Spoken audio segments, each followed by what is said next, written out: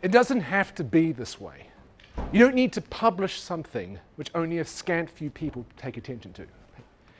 The reason why this slide deck is deliberately boring will reveal itself over the course of time.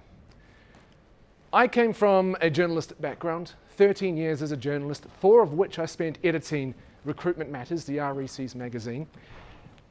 And of those 4 years, I read, I kid you not, 69 different versions of how to improve your CV. Nice or not so nice? It brings to the fore a key question.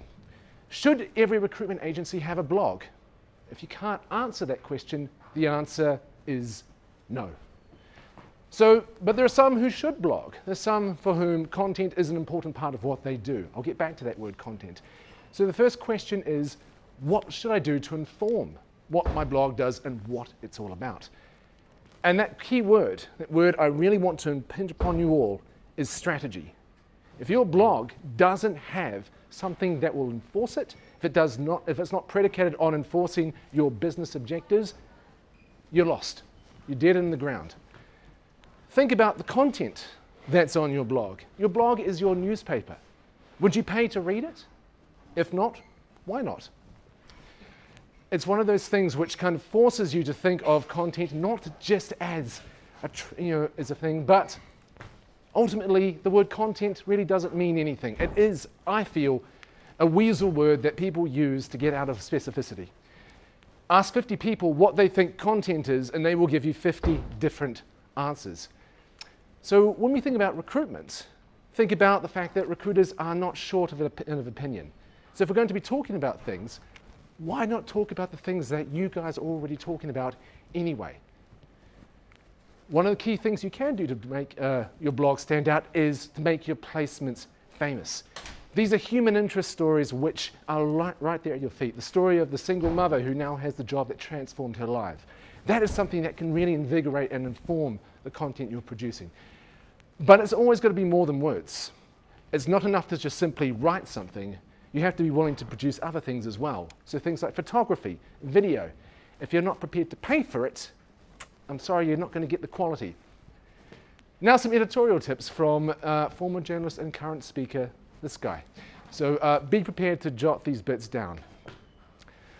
The thing about writing, and indeed any kind of publishing, is that the news never stops. And indeed, when it comes to blogging, topical means something.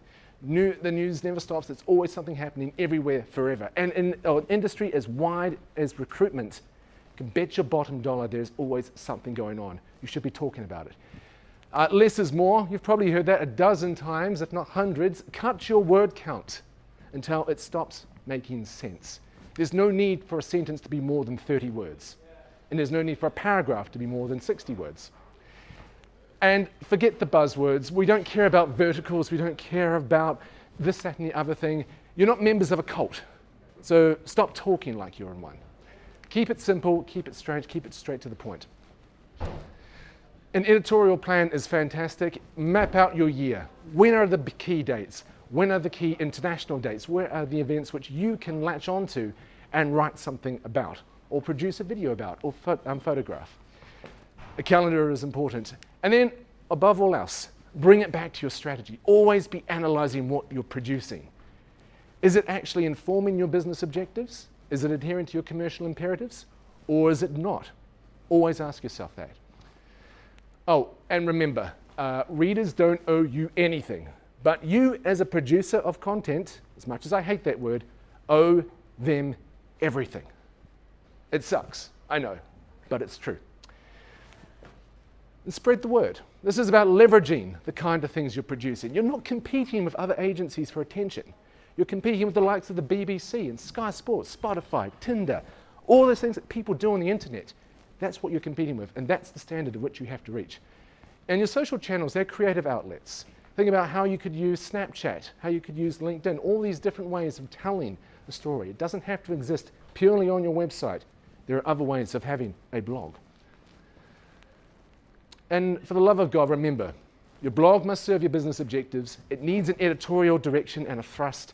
Bring it back to the people. Bring it back to those individual stories. And leverage, leverage, leverage. And that is it. Thank you.